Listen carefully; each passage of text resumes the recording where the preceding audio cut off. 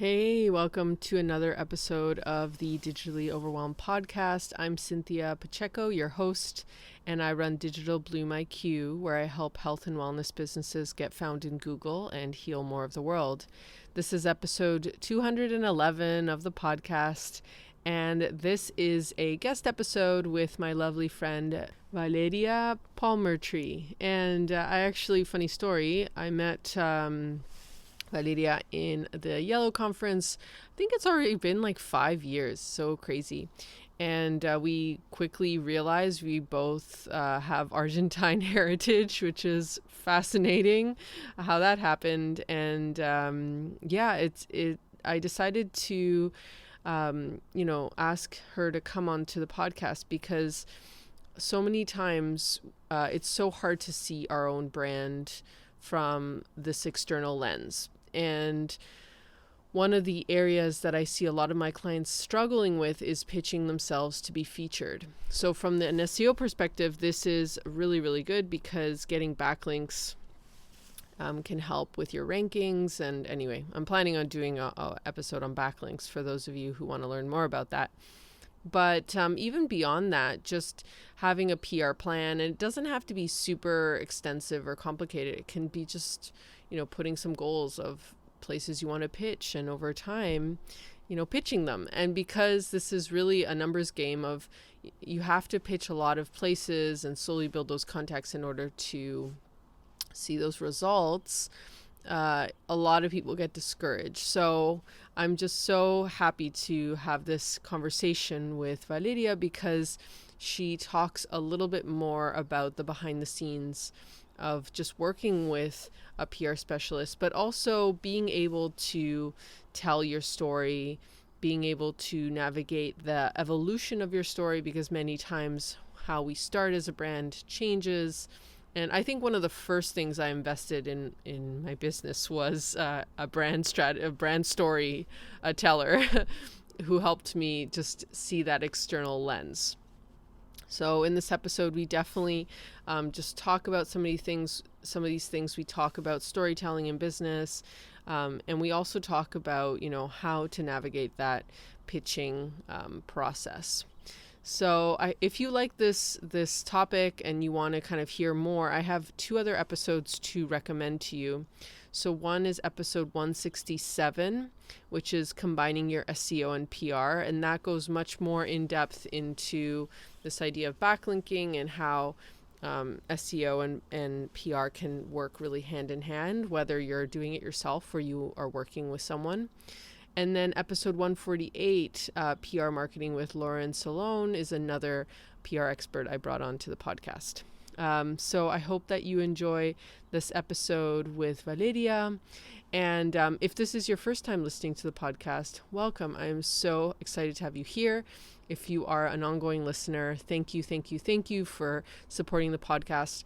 And the last thing I want to say is if you want to get weekly updates in your inbox on episodes, this is the only place where I basically publish an episode and share it, because in social media things get moved around, so you don't actually always see the latest episode.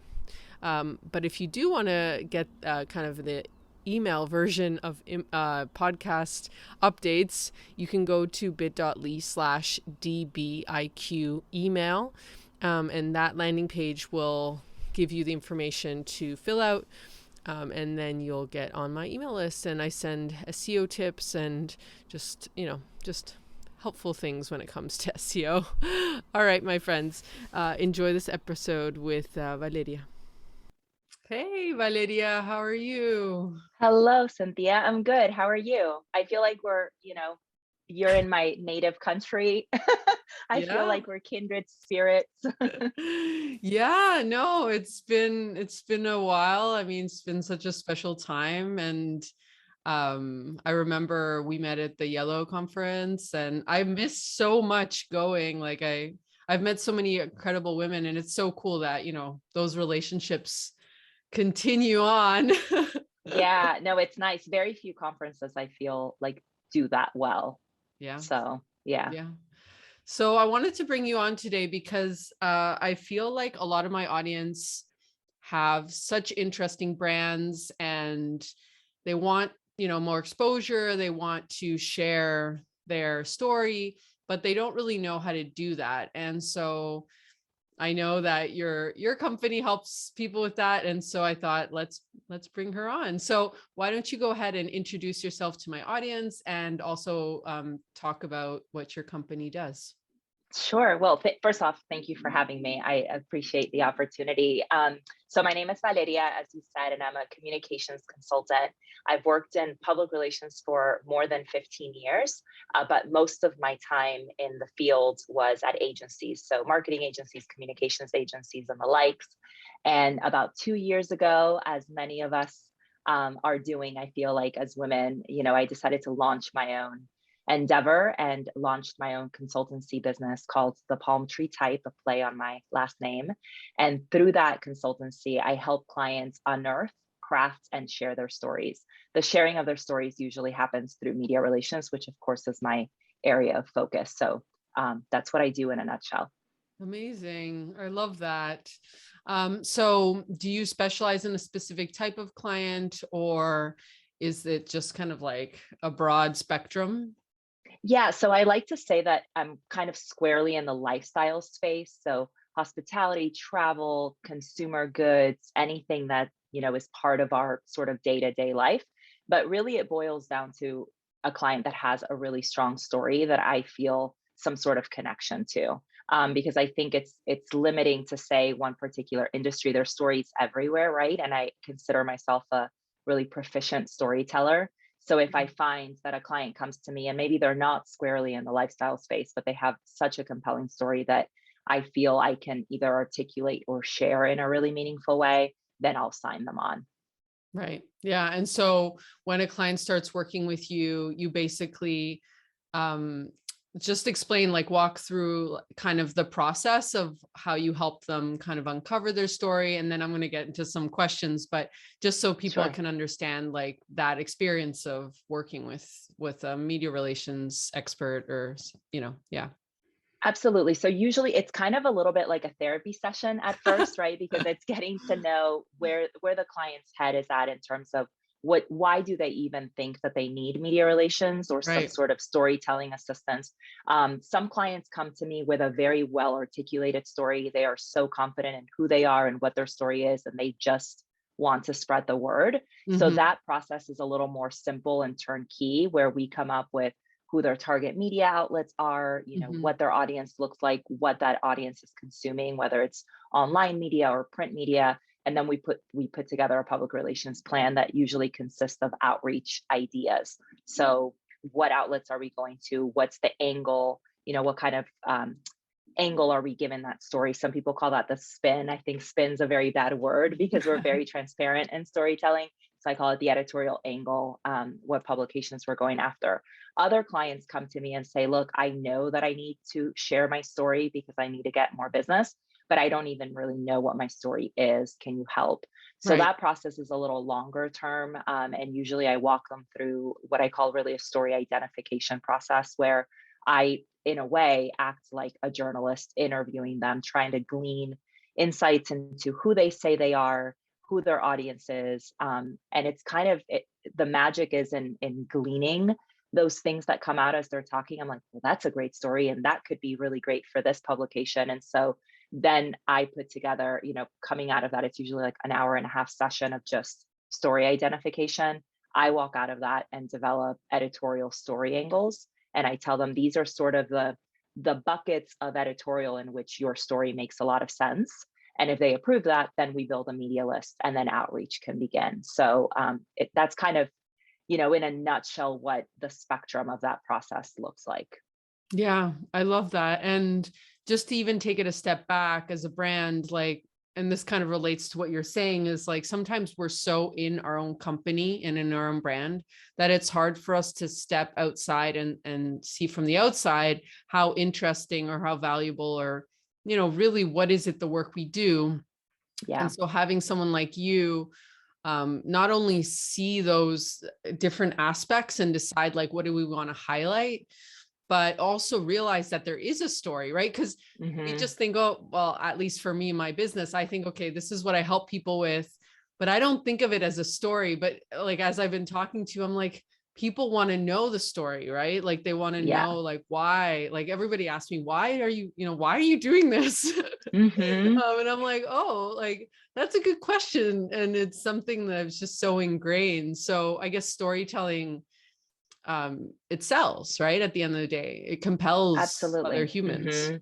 And Yeah. it connects us, right? I mean, even at a very non-business point, I mean, we're all connected by our stories. We all share, I know that you are part Argentinian, like I am. And so you live in Argentina, and that connected us at Yellow, right? That's how Right. we're like, wait, there's another Argentinian in the audience. Let's talk. And Yeah. so that's on a very minimal scale. When you escalate that to the business world and you think about, okay, what is a business doing that's making them really, really unique? And why would somebody want to be part of that brand? Hmm. It's up to the brand to tell us who they are and what that story looks like. But you nailed it by saying it's so tough for some brands to talk about themselves, or to even, it's not even the talking about themselves because they're doing that every day, but it's in really saying it in a way that connects with other people. And I think you know, the truth is that that happens to us too. If somebody asks you to talk about yourself, it's much harder for you to make yourself sound compelling than it would be for somebody else to go and write your bio.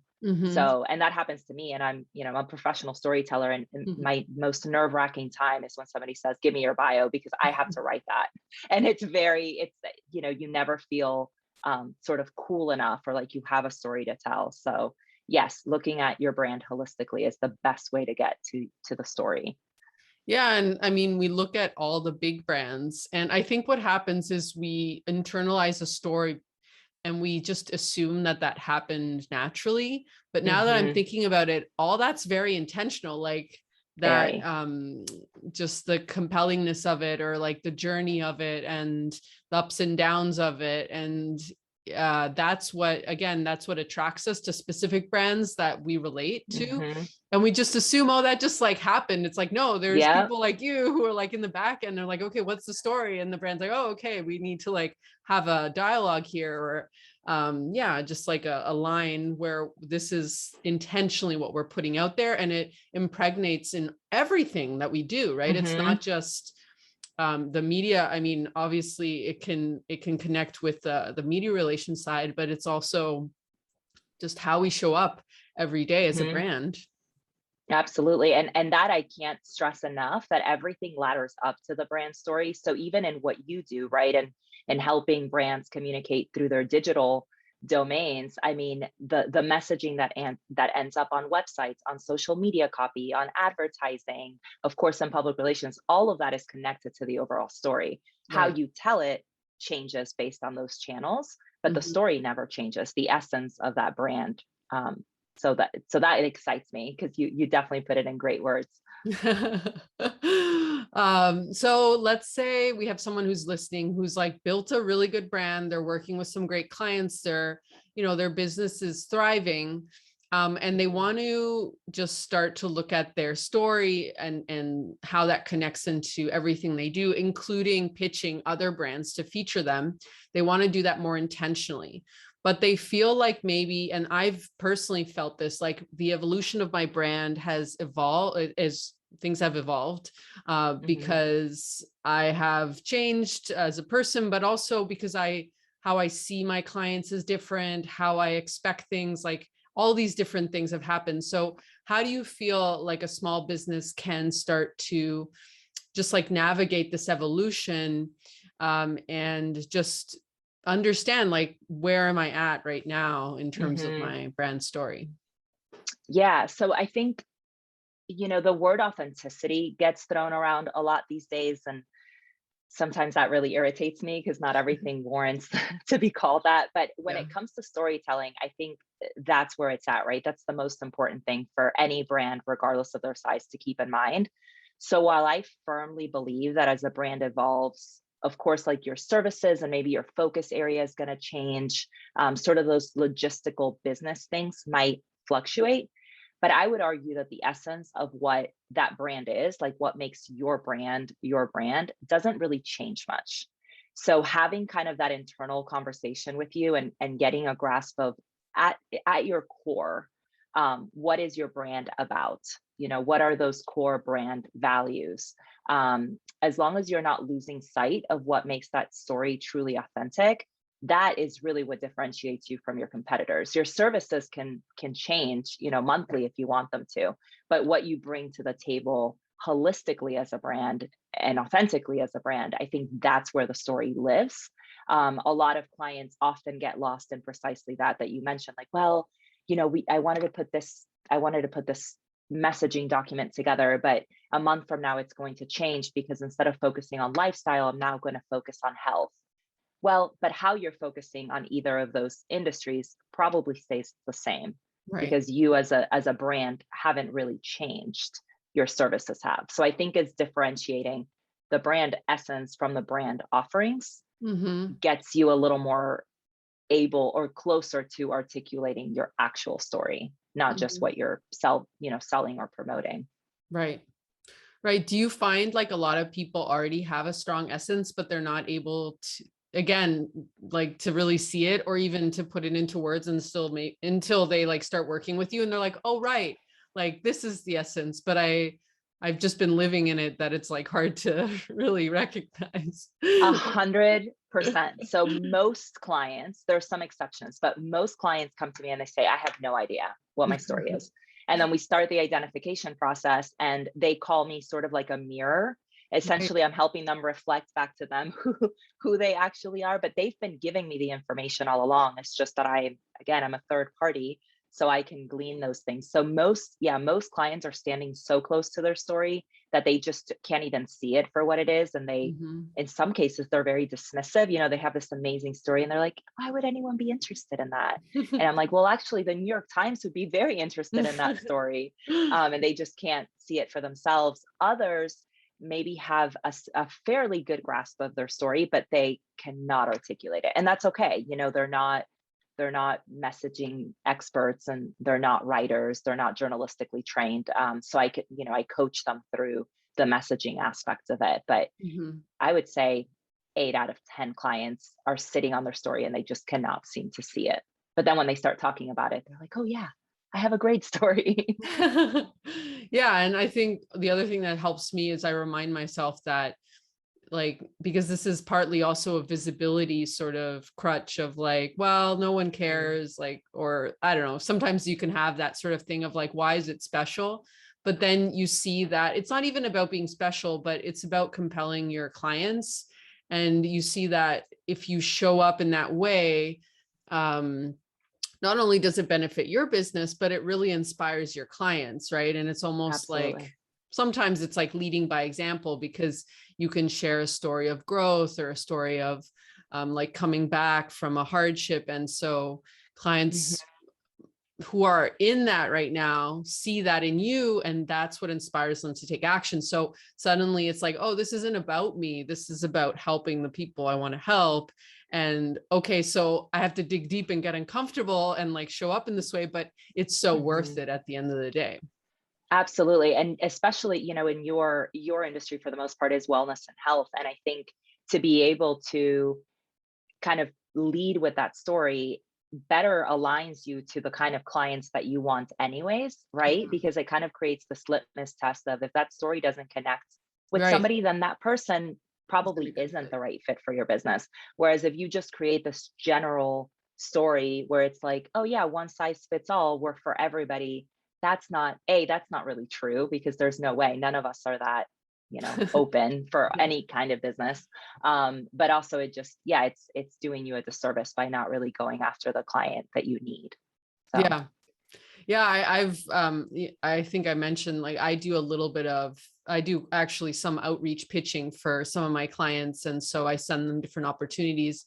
And I noticed a lot of my clients, they just don't have that mindset of I'm good enough to pitch like the New York Times mm, or the BBC or hmm, something.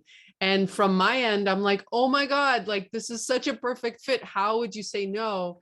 And they're like, no, hmm. it's just not like, it's not good enough. And for me, it's like sometimes I'm like, oh my God, they're missing like an opportunity to pitch. Yeah, But I Or you know what realized, it is too that I struggle with is that they want it to be perfect. yes, And I as a type A personality, I too, I treasure the ability to get a pitch so solid that a journalist just can't say no. right.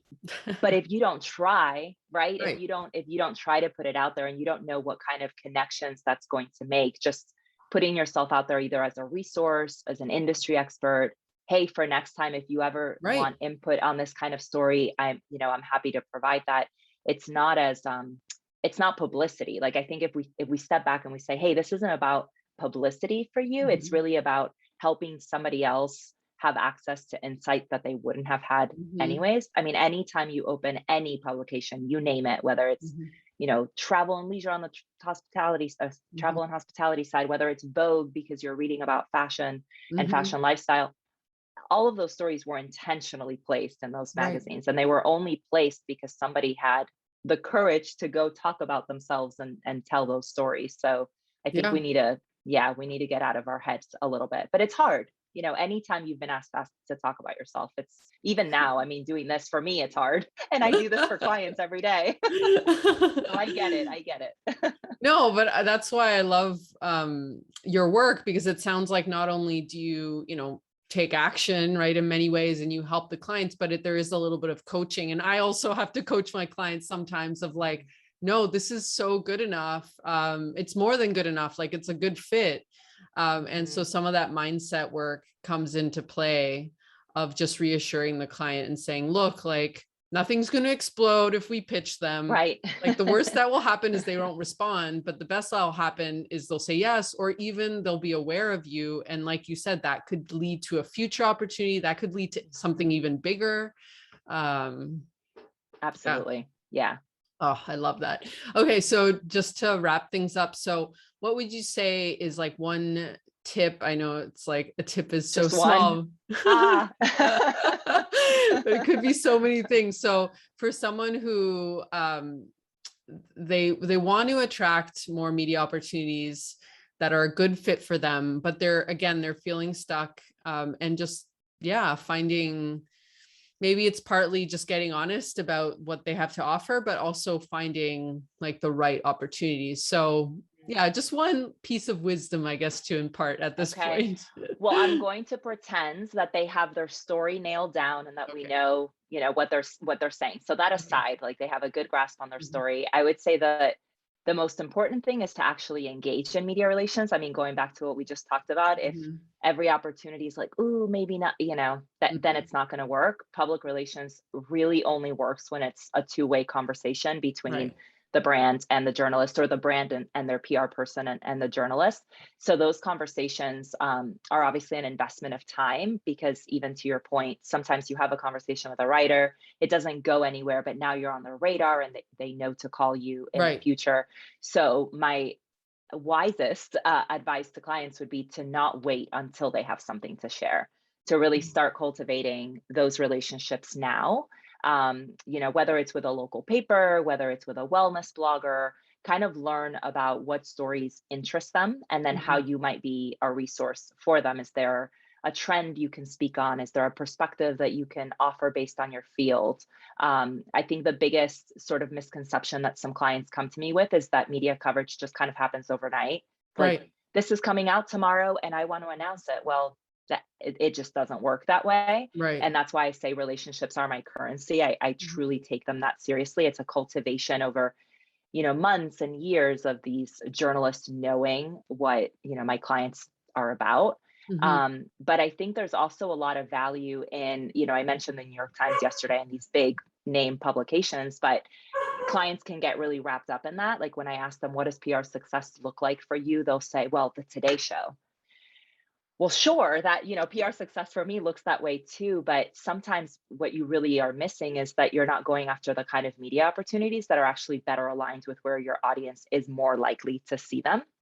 So it's sort of easy to get caught up in the allure of top tier media, but what media actually resonates most with your audience? Where does your story make the most sense? A lot of these niche publications, or, the blogosphere, where there are so many different bloggers writing about different topics, may be a better place for your story than some of these other big publications. So you Yeah. asked me for one tip, but I would say that Oh, it's the cultivating of the relationships and then knowing who those relationships should be with.